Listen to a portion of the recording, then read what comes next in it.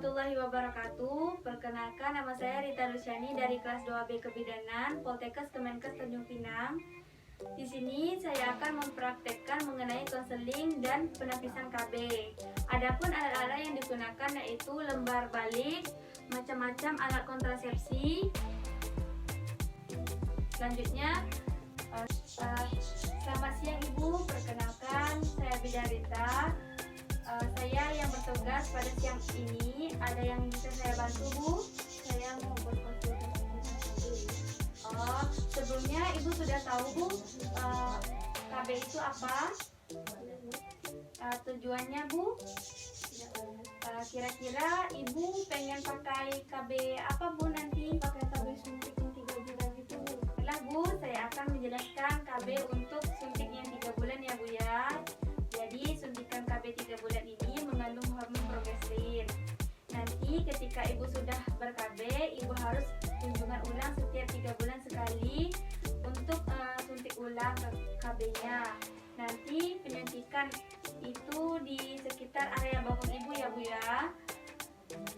Dan ada beberapa metode KB yang lain perlu Ibu ketahui, seperti metode alamiah itu ada MAL, kemudian metode kalender, metode barir, senggama terputus, lendir serviks. Ada juga metode KB yang mengandung hormon seperti pil kombinasi, cincin vagina, koil kombinasi. Dan metode barunya itu ada kondom, biafakma, dan dermasid ya, Bu, ya. Lalu ada juga kontrasepsi progestin, yaitu ada pil, mini pil, implan, dan AKDR. Selanjutnya kontrasepsi mantap yaitu tubertomi dan vastektomi. Nah, Bu, jadi sudah saya jelaskan sedikit mengenai suntik KB yang 3 bulan dan juga beberapa metode kontrasepsi yang lainnya. Nah, sekarang apakah Ibu ingin tetap memakai kontrasepsi suntik 3 bulan atau ingin menggunakan kontrasepsi yang lainnya ya, Bu? Tetap ya. Nah, sekarang saya akan menjelaskan secara lengkap mengenai suntik KB 3 bulan ya, Bu, ya. Jadi, ia bekerja secara utama mencegah ovulasi ya, Bu, dan mengandung hormon progestin. Keuntungannya tidak mengganggu hubungan suami istri ya, Bu, tidak mengganggu produksi ASI, dan dapat digunakan pada usia premenopause. Kerugiannya tidak memberikan perlindungan terhadap penyakit menular seksual seperti IMS, HIV, dan AIDS. Kemudian perlu tenaga terlatih untuk memasangnya juga. Adapun kerugian yang lain terdapat guguran dan penurunan kepadatan tulang jika digunakan dalam jangka panjang. Yang tidak boleh menggunakan yaitu tekanan darah tinggi, menyusui kurang dari 6 minggu dalam keadaan hamil ya, Bu. Kemudian punya riwayat jantung, diabetes, merokok, dan usia kurang dari 35 tahun, stroke, dan pembuluh darah, riwayat kanker, pendarahan abnormal melalui vagina, dan penyakit hati atau sakit kuning ya, Bu.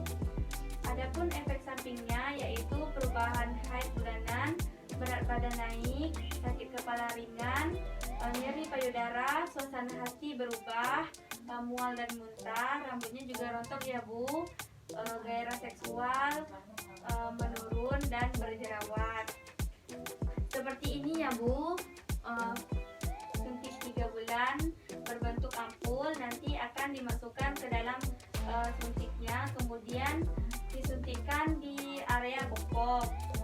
Kemudian sampai sini ada yang ingin Ibu tanyakan, Bu? Tidak, Bu. Lalu saya ingin menanyakan beberapa hal pada Ibu.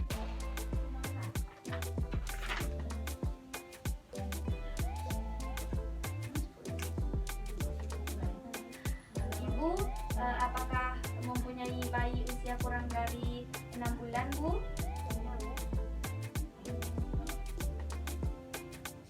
Apakah Ibu melakukan hubungan seksual sejak haid terakhir?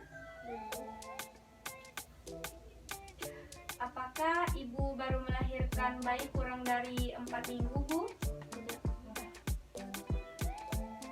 Dan apakah Ibu sekarang dalam siklus haid? Lalu apakah Ibu mengalami keguguran dalam 7 hari terakhir? Apakah Ibu sekarang apakah Ibu sebelumnya menggunakan kontrasepsi secara tepat dan konsisten, Bu?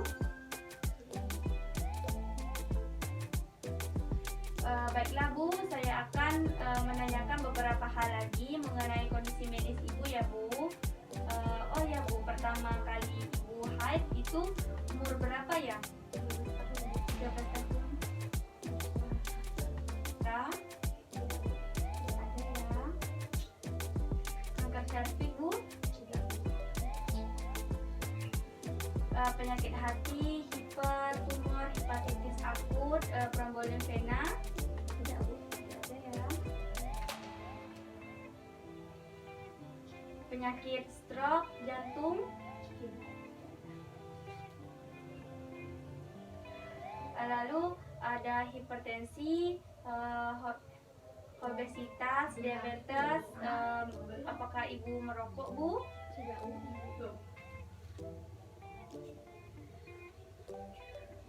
Sakit kepala seperti migrain disertai aura, HIV, IMS, penyakit radang panggul, sepsis.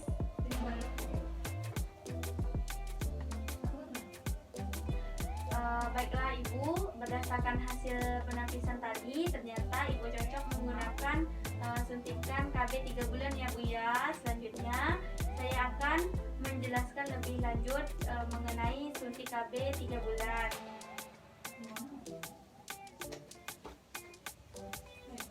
Itu saja video dari saya.